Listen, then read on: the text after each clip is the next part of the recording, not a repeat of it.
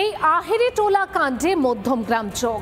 বীরেশপল্লীর ভাড়া বাড়িতে 2.5 বছর ধরে থাকতেন মা ও মেয়ে। স্থানীয়দের দাবি সোমবার রাতে দুজনেই ট্রলি নিয়ে আসেন। তাহলে কি পূর্ব পরিকল্পনা করেই খুন করা হয়েছে? কি কারণে খুন? সম্পত্তি নিয়ে ভাগবাটোয়ারা নাকি পারিবারিক বিবাদ? কারণ খুঁজছে পুলিশ।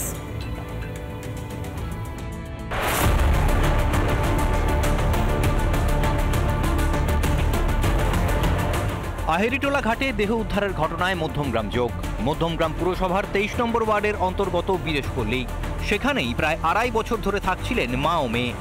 ঠিক এই বাড়িতে দুই মহিলা তারা দীর্ঘদিন ধরে ভাড়া থাকতেন এবং এখান থেকেই মূলত সূত্রপাত। তাদের এক আত্মীয় ঠিক এই বাড়িতে এসেছিলেন এবং এখানে বিবাদের ফলে এখান থেকেই প্রাথমিকভাবে জানা যাচ্ছে যে এই ঘরের মধ্যেই তাকে নৃশংসভাবে খুন করা হয়েছে। তদন্ত করতে এলাকায় যান বারাসাত পুলিশ জেলার এসডিপিও বিদ্যাগর আজিঙ্কা আনন্দ সহ মধ্যমগ্রাম থানার পুলিশ। গতকাল ট্রলি নিয়ে আসেন দুজন। সেই ট্রলিতেই আজ উদ্ধার হয় দেহ। তাহলে কি খুন পূর্ব পরিকল্পিত? একজন ওই যে বললাম যে ভদ্রমহিলা, উনি হচ্ছে রান্নার কাজ করেন, তো উনি মানে সবাইকে বলেছেন যে নাকি দেখেছেন যে ওই ভদ্রমহিলা দুজন নাকি ট্রলি নিয়ে ঢুকছিলেন। যেখানে এই বাড়ি থেকে মধ্যমগ্রাম স্টেশনের দূরত্ব একদম কাছে, অথচ সেখানে দাঁড়িয়ে কাজীপাড়া স্টেশন থেকে টিকিট পাওয়া গিয়েছে, অথচ তারা ট্যাক্সি করে গিয়েছিলেন। তাহলে তারা ট্যাক্সি কোথায় উঠেছিলেন বা ট্রেনেই বা কখন উঠেছিলেন? আদৌ কি ট্রেনে উঠেছিলেন? অর্থাৎ গোটা বিষয়টা কিন্তু তদন্তকারী কর্তাদের মধ্যে তারা ভাবাচ্ছে, তারা ইতিমধ্যে তদন্ত করছেন। ফাল্গুনি ঘোষ বেসিক্যালি আরতি ঘোষের ডটার, মেয়ে পড়ে, and this lady is basically a হাজব্যান্ডের ফাদারের সিস্টার। ওদের মধ্যে ঝামেলা যখন শুরু হয়ে যায়, ওদের মধ্যে একটা ফাইট এনসিউ হয়ে যায়। ফাইট এনসিউ হওয়ার সময় ও একবার ধাক্কা দিয়েছিল, ও একটু বেহোশ হয়ে যায়, ইট দিয়ে মেরেছে, তারপরে ও হয়ে গেছে। এটা কিন্তু ওর প্রিলিমিনারি স্টেটমেন্ট, এর মধ্যেও কিন্তু আমাদের অনেকগুলো ডাউটগুলো রয়েছে। স্থানীয়দের অভিযোগ, রাতে প্রায় অচেনা লোকজন আসতেন ফাল্গুনীয় আরতির ভাড়া বাড়িতে। আমরা নভেম্বর মাসে পাড়া থেকে জয়েন্ট পিটিশন করে থানায় জমা দিয়েছিলাম যে আমরা এই অসভ্যতামি পাড়ার মধ্যে, আমাদের সভ্য পাড়া, এখানে এইসব অসভ্যতামি চলবে না। তো তারপরে থানা থেকে ফোন করেছিল, করেনি বলতে পারবো না। রাত বিরেতে ছেলে ঠেলে আসা যাওয়া করতো, পাড়া থেকে সবাই অবজেকশনও করেছিল। মা মেয়ের ইয়েটা হাঁটা চলা চালচলন পাড়া দিয়ে যাওয়াটা ঠিকঠাক লাগতো না। খুনই কি করা হয়েছে ফাল্গুনির পিসি শাশুড়িকে? পারিবারিক বিবাদ নাকি সম্পত্তির ভাগবাটোয়ারা নিয়ে দ্বন্দ্ব? উত্তর 24 পরগনা মধ্যমগ্রাম থেকে টিটপ বিশ্বাস, রিপাবলিক বাংলা। সোদপুর ঘোলার হোটেল থেকে উদ্ধার হলো এক যুবকের দেহ। বাবলু মণ্ডল নামে ওই যুবক ব্যারাকপুরের বাসিন্দা এবং এই খুনের ঘটনার পর থেকে পরিবার শাস্তির দাবি করছে। মোহনপুর চককাটালিয়া এলাকার বাসিন্দা। অভিযোগ, যুবকের সঙ্গে ছিলেন তার বান্ধবী। যুবকের মৃত্যুর পর থেকে খোঁজ নেই বান্ধবীর। যুবকের বাড়ির পাশে ওই তরুণীর বাড়ি। আপাতত তাদের বাড়ি তালাবন্ধ, তরুণীর বাবারও ফোন বন্ধ। শাস্তির দাবিতে সরব মৃত যুবকের পরিবার।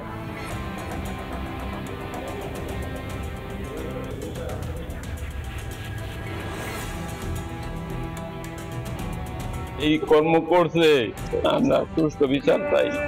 আমার ছেলেরা যারা নিয়ে এই কর্ম করছে, আমি বিচার চাই। পুরোপুরি ফাঁসানো হয়েছে, আর একটা চক্রান্ত করা হয়েছে, এটা চক্রান্ত করে মেরে দেওয়া হয়েছে। চলুন এবার একটু মালদার কালিয়াচকের দিকে নজর রাখি। 19 তারিখ থেকে নিখোঁজ মেয়ে। একদিন দুদিন করে পেরিয়ে গেছে 6 দিন, এখনো কোনো খোঁজ মেলেনি মেয়ের। জেলা পুলিশ সুপারের দ্বারস্থ পরিবার। কবে মেয়ের খোঁজ পাবে তাই নিয়ে চিন্তায় পরিবার। আবারও পুলিশের বিরুদ্ধে নিষ্ক্রিয়তার অভিযোগ উঠল কালিয়াচকে। কালিয়াচকের এক যুবতী বাড়ি থেকে বেরিয়ে পড়তে আসার সময়, মালদা শহরে পড়তে আসার সময় সে নিখোঁজ হয়ে যায় এবং নিখোঁজ হওয়ার পর তার পরিবারের লোকেরা 19 তারিখে মালদার কালিয়াচক থানায় পুলিশের কাছে এই নিখোঁজের অভিযোগ করে। এখনো পর্যন্ত সেই যুবতীর কোনো রকম সন্ধান বা কোনো রকম সহযোগিতা করেনি। একের পর এক দিন পেরিয়ে যাচ্ছে, কিন্তু মেয়ের এখনো খোঁজ পেল না পরিবার। আতঙ্কে দিন কাটছে পরিবারের। দুশ্চিন্তায় ভুগছি। আমার মেয়েকে আমি ফেরত চাই। আমার মেয়ে যেন আমাকে প্রশাসন যেরকমভাবেই হোক আমাকে আমার মেয়েকে ফেরত নিয়ে আসা হোক। এই ঘটনায় পুলিশ সুপারের কাছে দ্বারস্থ হয়েছে নিখোঁজ ওই যুবতীর পরিবার। এই ঘটনাতে ব্যাপক চাঞ্চল্য ছড়িয়েছে মালদা কালিয়াচকে। আমরা কালিয়াচক থানায় একটা লিখিত কমপ্লেন করেছি সেই কমপ্লেনের ভিত্তিতে এখন পর্যন্ত পুলিশ কোনো রকম কোনো সহযোগিতা সহানুভূতি দেখায়নি। যখনই যাওয়া হয়েছে মেজবাবু নেই, অফিসার নেই, দেখাও করতে পাইনি। 19 তারিখে মিসিং হয় এবং আজকে 25 তারিখ, এখনো পর্যন্ত সেই নিখোঁজ যুবতীর কোনো রকম সন্ধান করতে পারেনি পুলিশ, এমনটাই। এবং পাশাপাশি পুলিশের তরফ থেকে কোনো রকম সহযোগিতাও করা হচ্ছে না, পুলিশ কোনো তদন্ত করছে না, তেমনটাই কিন্তু অভিযোগ করছে নিখোঁজ যুবতীর পরিবারের সদস্যরা। কোনো পলিটিক্যাল লিডার যদি একটু কেউ যদি দেখা হলো ফোন করে কিছু বলে দিয়েছে, 3 ঘন্টার মধ্যে অ্যারেস্ট হয়ে যাচ্ছে। আর একটা সাধারণ মানুষ পরিবার আমাদের, তার জন্য কি আজ 5 দিন থেকে আমাদের মেয়ে খুঁজে পাবো না? এসপি সাহেবের কাছে দ্বারস্থ হয়েছি, উনি কি সিদ্ধান্ত নিচ্ছেন উনারই আশা, আর তো কোনো ভরসা নেই আমাদের। আইন শৃঙ্খলার প্রসঙ্গ উল্লেখ করে পুলিশের ব্যর্থতাকেই দায়ী করেছে বিজেপি। পাল্টা সাফাই শাসক দলের। ম্যারাথন দৌড়ে ব্যস্ত না থেকে আমরা ভারতীয় জনতা পার্টি বলছি একটু কাজে ব্যস্ত হন, নারী সুরক্ষার্থে ব্যস্ত হন, সাধারণ মানুষের আইন শৃঙ্খলা রক্ষার্থে ব্যস্ত থাকলে আমরা ভারতীয় জনতা পার্টি মনে করি যে এটাই আপনাদের কাজ এবং এই কাজে আপনাদের ব্যস্ততার দরকার। এখানে যদি কোথাও মিসকমিউনিকেট হয়ে থাকে, মহিলা যদি কিছু হয়ে থাকে, উনি যেখানে গেছেন এসপি সাহেবের কাছে, এসপি সাহেব অবশ্যই এই বিষয়টাকে দেখে দ্রুত তার পাশে দাঁড়াবেন। নিখোঁজ মেয়ের সন্ধান পেতে আগামী দিনে তারা মুখ্যমন্ত্রীর কাছেও দ্বারস্থ হবেন, তেমনটাই কিন্তু জানাচ্ছেন পরিবারের সদস্যরা। মালদা থেকে দীপঙ্কর গোস্বামী, রিপাবলিক বাংলা। চম্পাহাটির ভোটার তালিকায় উত্তরবঙ্গের ভোটারের নাম দক্ষিণবঙ্গের ভোটার তালিকায়, সেই খবর তো আমরা আপনাদের লাগাতার দেখিয়েছি। এবার আরও যে বিস্ফোরক তথ্য সামনে এসেছে, সেখানে জল করছে মৃত ব্যক্তিদের নাম, অথচ যারা জীবিত তাদের নামই নেই ভোটার তালিকায়। ঠিক কি কারণে এই ছক কষছে শাসক দল? একাধিক প্রশ্ন কিন্তু তৈরি হচ্ছে।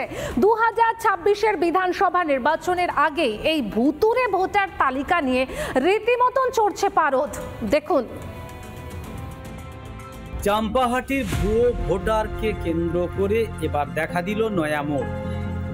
ভুয়ো ভোটার কিভাবে এলো? পঞ্চায়েতের পক্ষ থেকে সমীক্ষা করতে গিয়ে, স্ক্রুটিনি করতে গিয়ে দেখা গেল আর এক নতুন ফ্যাকড়া।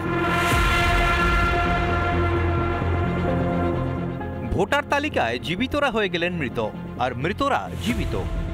দীর্ঘদিন ধরে ভোট দিয়ে আসছে, যাদের ভোটার কার্ড আছে, আধার কার্ড আছে, সেই সমস্ত ব্যক্তিদের নামের পাশে ডিলিট বলে লেখা আছে, স্ট্যাম্প মারা আছে।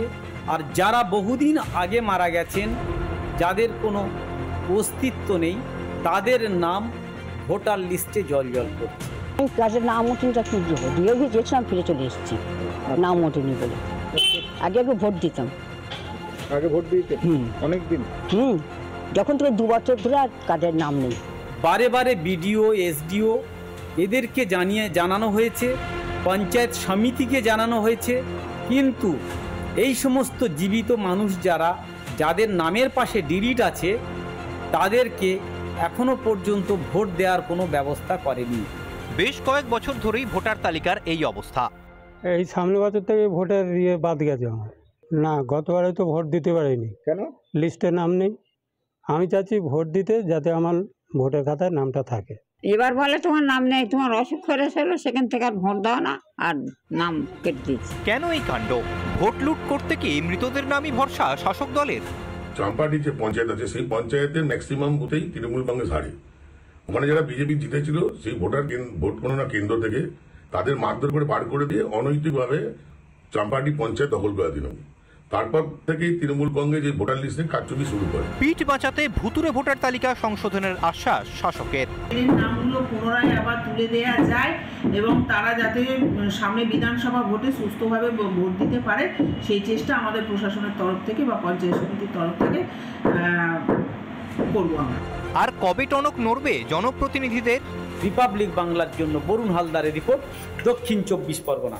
নানা ধরনের কন্টেন্ট দেখার জন্য লাইক করুন, শেয়ার করুন আমাদের ফেসবুক পেজ, সাবস্ক্রাইব করুন আমাদের ইউটিউব চ্যানেল। পাশাপাশি অন্যান্য ব্রেকিং নিউজের জন্য অবশ্যই চোখ রাখুন রিপাবলিক বাংলায়।